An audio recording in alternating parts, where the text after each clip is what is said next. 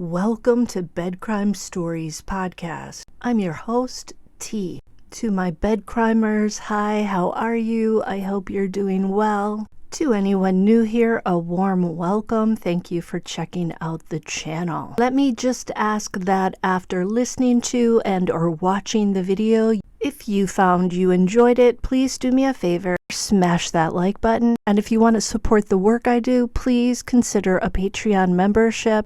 You'll find a link in the description. Now, let's dig in. It's 4th of July weekend, 2015, in the heart of the bluegrass state, Kentucky.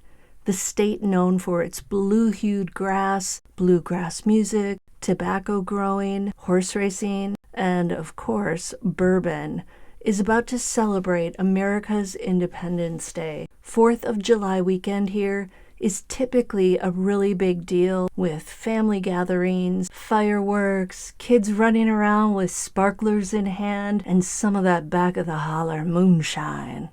Sherry Ballard gets a call from her granddaughter, Kylie, asking if she's seen her mother, Crystal. Crystal is Sherry Ballard's grown daughter and Kylie's mother. The Ballards, along with their daughter, Crystal Rogers, live in Bardstown, Kentucky. A quaint southern village with a town square, outfitted with one of those Back to the Future clocks, blessed with natural beauty and a cozy town center. Bardstown is a place where it's hard to believe bad things can happen, and where it's hard to believe bad people can live. 35-year-old Crystal Rogers is mother to 5 young children, including Kylie, by 4 different men.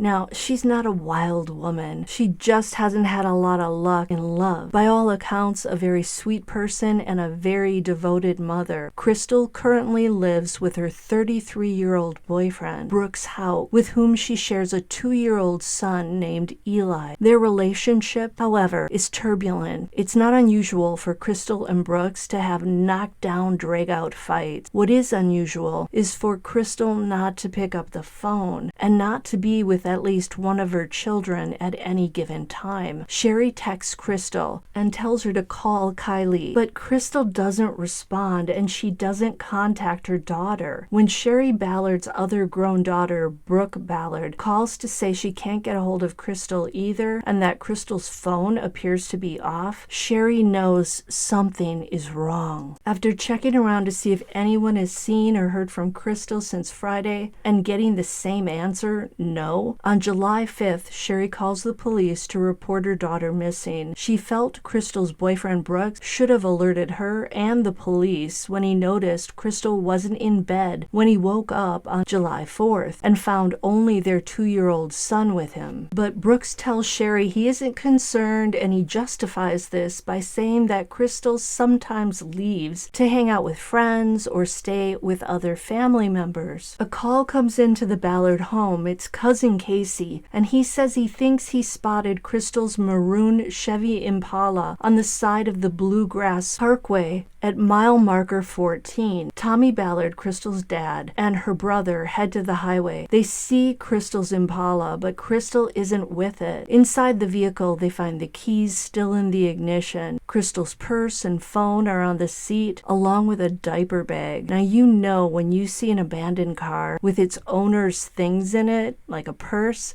it's never a good sign. The car has a flat tire, but that's not something that Crystal would have pulled over for. She's driven in the past with a flat tire to avoid stopping on the highway. The Ballards immediately suspect that someone else drove Crystal's car there and staged it. To them, the scene seems to say that Crystal pulled over, got out of her car, left her belongings behind, and simply walked away, which makes no sense whatsoever. They also notice that the driver's seat is a lot farther back than Crystal would have it. The whole Ballard family turns up at mile marker 14. Although it's now nighttime, they get flashlights and they search the field next to the highway, but the brush is really thick and the field so vast. They could easily walk by a brush pile and not notice a body. There's no sign of Crystal. The Ballards know that Crystal was last seen on July 3rd by her boyfriend, Brooks Houck. A few days pass, and Crystal doesn't show up. On July 8th, the police call Brooks in for an interview. The Ballards know that Crystal had mentioned wanting to leave Brooks in the past, and she was thinking about doing it again. She met him when she rented a house from him. In the beginning, Brooks seemed like a polite, yes sir, yes ma'am kind of southern gent. He was also successful with his house building and rental company, although his over-the-top politeness seemed fake to Sherry and some of her friends. And not long after meeting Crystal, Brooks started doing mean things, like he put turkey shot in Crystal's rifle when they went clay pigeon shooting. When Crystal shot, the recoil was so strong that it left a huge bruise on her shoulder. Brooks thought it was funny. When she showed her mother, Sherry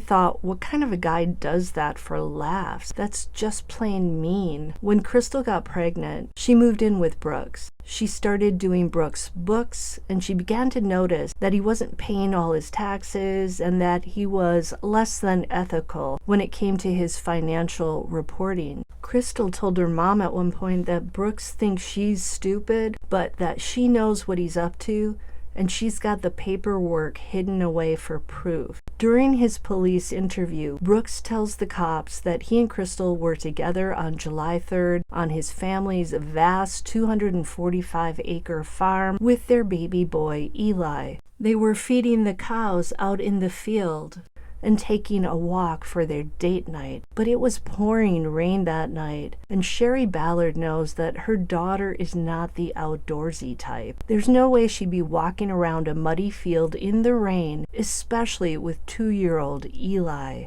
Brooks further states that when he went to bed that night, Crystal was playing games on her phone in bed. But when he woke up the next morning, Crystal was gone. Only baby Eli was in the bed with him, and Crystal's car wasn't in the driveway. The family knew that Crystal never went anywhere without her 2-year-old son, so Brooks' story sounds like complete horseshit, just like the kind you might find on the Houck family farm. To explain why he didn't alert the police or Crystal's parents when he noticed she was gone, Brooks tells them that he and Crystal have a, quote, stressed relationship, and that Crystal sometimes leaves home to stay with a family member. Because he's the last person to see Crystal alive, Brooks Houck immediately goes to the top of the suspect list. Brooks denies having anything to do with Crystal's disappearance. Now, at some point during Brooks' interview with Nelson County Deputy Sheriff John Snow, yeah, his name is John Snow, Brooks' brother, Nick Houck, calls him to tell him to stop talking. Because Nick is a Bardstown police officer, this is not cool. It's basically witness tampering. Nick is also then interviewed by the Kentucky State Police, and he takes a polygraph test on July 20th. The police feel like Nick may be involved in Crystal's disappearance. The polygraph examiner expresses, quote, grave concerns about the test results. He's like, this dude is lying. And Nick was allegedly already in hot water at work because he was constantly breaking the rules. He would drive his police cruiser around when he wasn't working. He was once found sleeping on the job. He wasn't easy to work with. He had clashes with other officers who were solid, law-abiding citizens. In September of 2015, Nick is suspended without pay for interfering with the investigation into Crystal's disappearance. A month goes by, and then on October 16th, Nick is fired from the Bardstown Police Department, and his brother Brooks is officially named a suspect in Crystal's case. Despite all that, no charges are filed. The cops simply don't have enough evidence to justify arrest warrants at this point, and they still haven't found Crystal. Brooks continues to deny involvement in her disappearance, but he also doesn't jump in full bore in the searches for her. He says he doesn't feel comfortable searching with her family, the Ballards, but he also doesn't organize any searches himself. Crystal's sister, Brooke Ballard, says, quote, Brooks has not offered once to search or help or do anything for the family. End quote. You'd think that if Brooks loved Crystal, who also happens to be the mother of his baby boy, he'd be out looking for her. To the police and the Ballards, none of this sits well. The Houck family is large, and they're the type of people who sort of circle the wagons around their kin if someone is accused of breaking the law. So no one in the Houck clan is offering any info if they know something, and no one is showing any concern for Crystal. A private investigator later finds out that a white Buick was parked at the Houck family farm on the night Crystal vanished.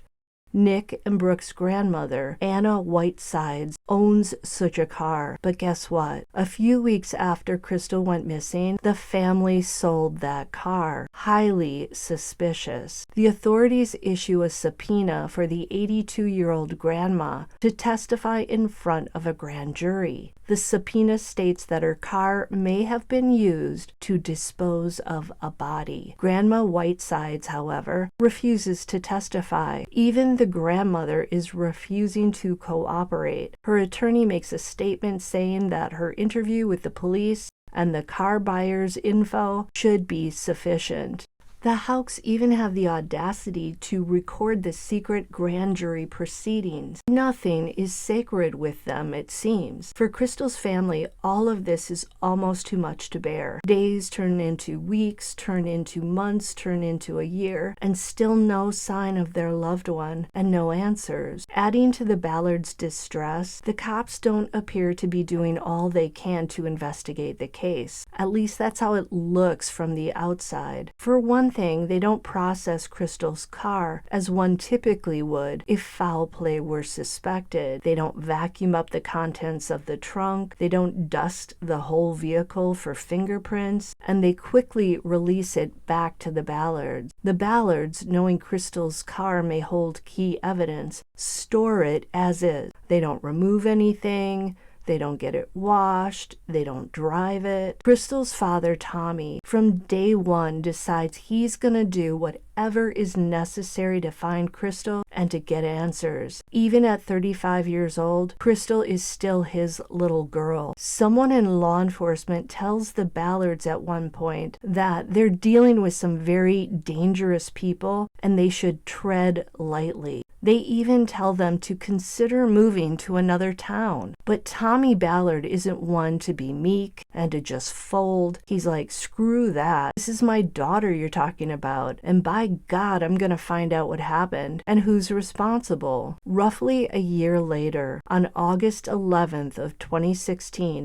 Deputy John Snow serves a search warrant on Nick Houck. The warrant is part of the ongoing investigation into the disappearance of Crystal Rogers. The cops show up at the home where Nick lives with his grandmother, Anna Whitesides. Nick and Brooks' mother, Rosemarie, is also at the home when the police arrive. The cops don't say what they're looking for, but it's likely it's DNA. They also search Brooks' residence for the same thing. Meanwhile, Crystal's dad, Tommy Ballard, is deep in his own investigation. He's asking a lot of questions around town. He and his son are searching in places that they're not necessarily welcome. They search all over Bardstown. They search in surrounding counties. Some are wondering if Crystal and Brooks maybe got into a terrible argument. Is it possible that Brooks maybe took it too far by accident? Did Crystal know something about Brooks and his brother Nick that she maybe threatened to tell others? A kind lady in town, Angie Bischoff, starts what she calls Team Crystal.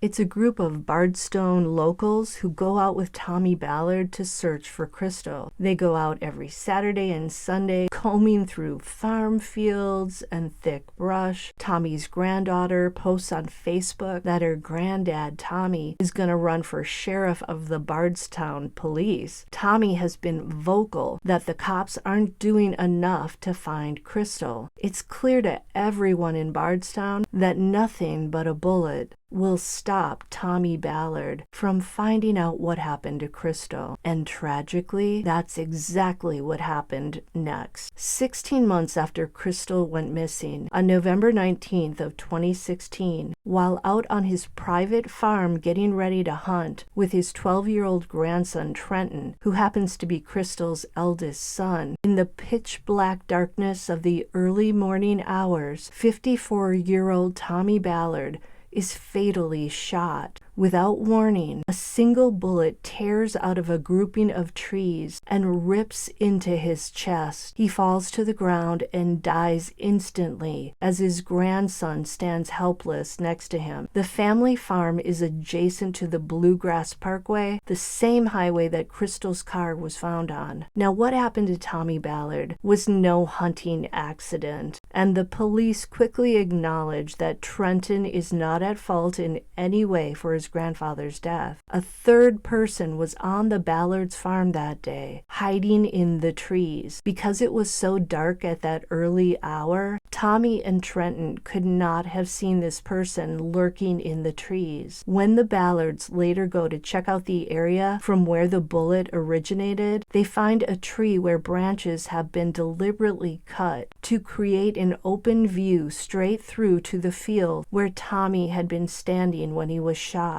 This spells premeditation, and it also spells someone who's a very good shot, a hunter of humans. Whoever it was had to have known that Tommy and his grandson had plans to go shooting that morning. Who? Who would want to kill Tommy, and why? Did this have anything to do with his search for Crystal? Was Tommy maybe getting too close to the truth, and whoever was responsible wanted him gone? It definitely appears that Tommy's death is no coincidence. Could Brooks Houck be behind this? Could he and his brother Nick both be behind this? It's a question the Ballards are asking themselves. At this point, it wasn't just the Ballards, though, who were worried. The whole town was on edge. You see, in 2013, a Bardstown police officer named Jason Ellis was shot in an ambush on his drive home from work. In the darkness along the Bluegrass Parkway,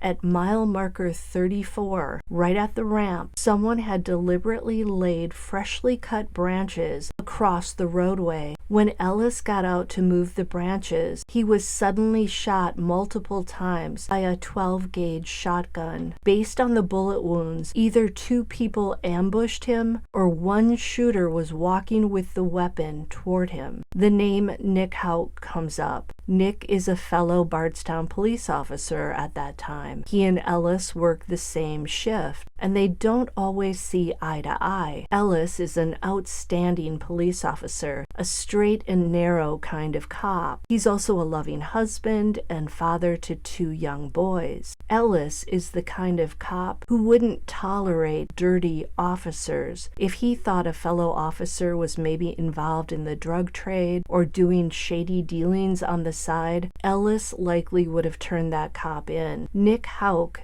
is also not a personable guy like Ellis. He's the cop in the room who doesn't smile, who doesn't join in the playful banter and antics of the other officers. Is it possible that Nick Houck could have done this with his brother Brooks' help? Would that explain the many bullet wounds that riddled Ellis's body? This crime has 4 things in common with Tommy Ballard's death. 1, it occurred in pitch darkness. 2, freshly cut tree branches played a role in the crime. 3, whoever shot Ellis, like whoever shot Tommy Ballard, was a very good shot. And 4, whoever did Ellis in had no qualms about taking a human life. Then, the next year, in April of 2014, a special education teacher named Kathy Netherland and her teenage daughter Samantha were found dead in their home in Bardstown. The crime was especially gruesome. Whoever did them in used a sharp object. What could they have done to warrant something like this? When officers went to the Netherland home, they saw that nothing was stolen.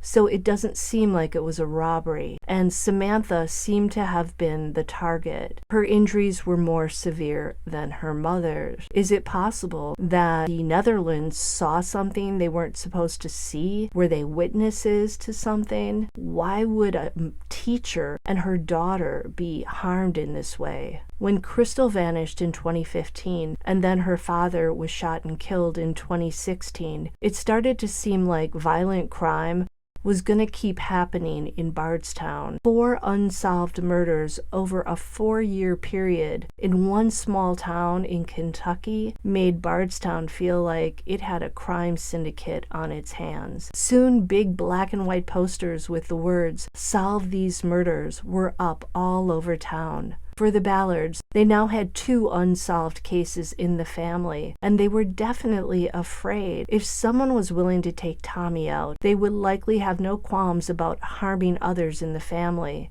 And for the Ballards, these 2 tragedies were not the first time someone had been done in the family. Tommy Ballard's sister, who like his wife was named Sherry, was done in by her husband years earlier while she was 7 months pregnant. The Ballards knew what losing a family member to murder was like, and it was inconceivable that this could happen to them 2 more times in a lifetime. The Ballards also found out that Tommy's other sister was in Walmart on July 3rd of 2015, the day Crystal was last seen, and she ran into Crystal and Brooks Houck. Brooks suddenly brought up Sherry Ballard's murder, and he wanted to know everything about it. This was a very difficult topic for the Ballards, but Brooks showed no sensitivity. He wanted to know exactly what happened. Strange coincidence that Crystal went missing that same night? I don't think so. For Crystal's children, their mother's disappearance was especially painful. On a website dedicated to Crystal's disappearance, one of her daughters wrote, "My mom is a very special woman. The memory that will forever be in my heart is going to DQ and buying my mama lunch. We would always get the chicken strip basket with the toast and gravy to go with it. Going over to Mama Martin's and playing Phase 10 and Aggravation over and over while eating snacks. Since my mom's been missing, life has been really hard. I always wonder what my life would be like if she and my papa were still here." End quote. Collateral damage inflicted on Crystal's children, damage that will be with them for a lifetime. 3 years go by. Crystal's children grow 3 years older, and Crystal and Tommy's cases seem to go cold. In 2018, Brooks Houck is charged with 8 counts of theft for stealing roof shingles from a local Lowe's store. Does this shed further light on the type of guy Brooks is? But during a jury trial in Nelson County for the charges, Brooks is acquitted. Does this man always escape the law's reach? 2 years go by.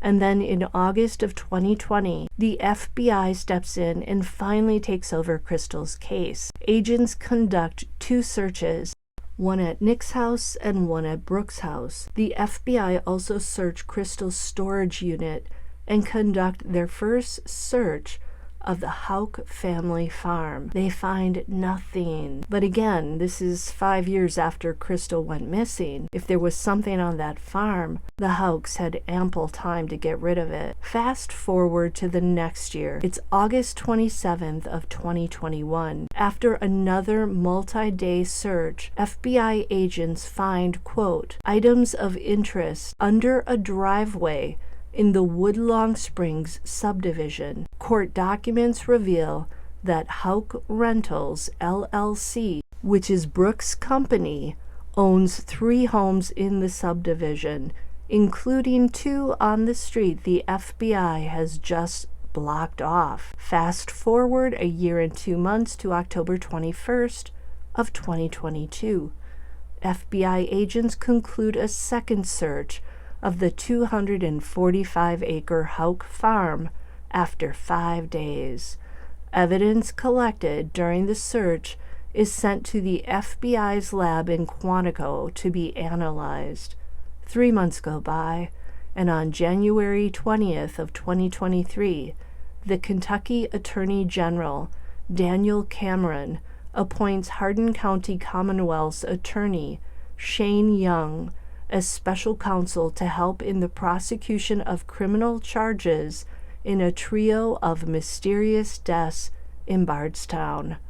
They include Crystal's case, the death of her father, Tommy Ballard, and that officer, Jason Ellis, who died in an ambush in 2013.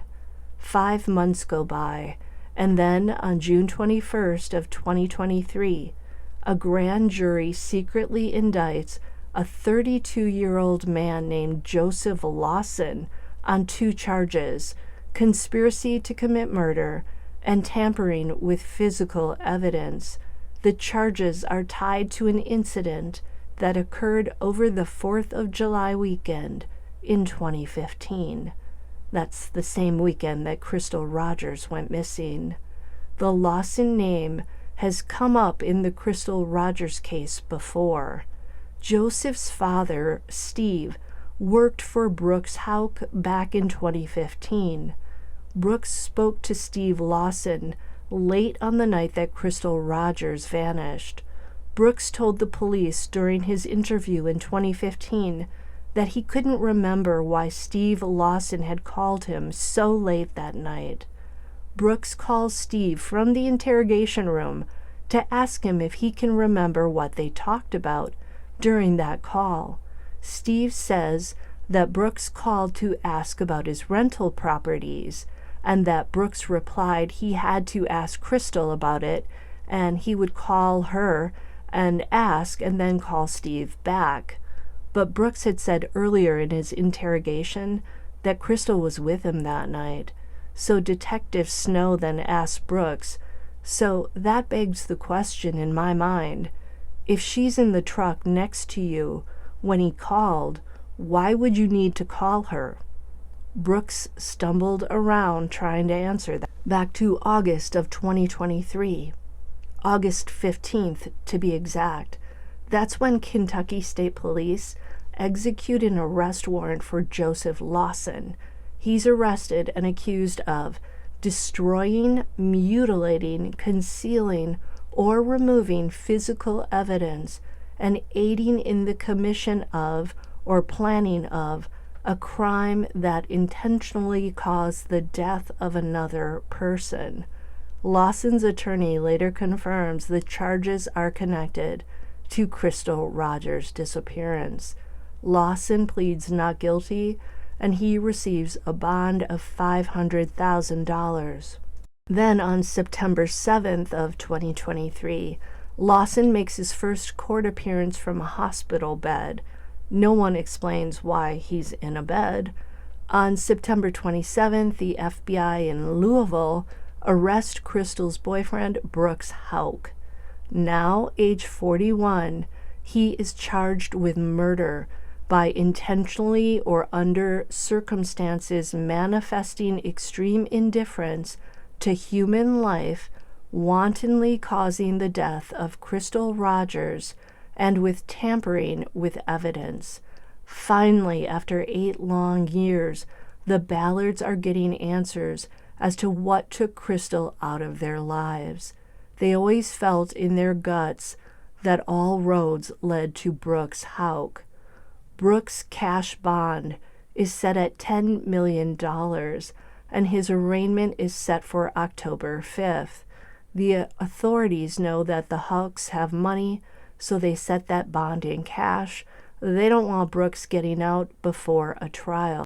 So Brooks now sits in the Nelson County Jail. It's unclear at this point exactly how Brooks and Lawson are connected. Brooks is told to not have any contact with the Rogers family. And then on October 5th of this year, Brooks is arraigned. During the court proceedings, the prosecution reveals that they believe they are in possession of the firearm used to kill Crystal's father, Tommy Ballard.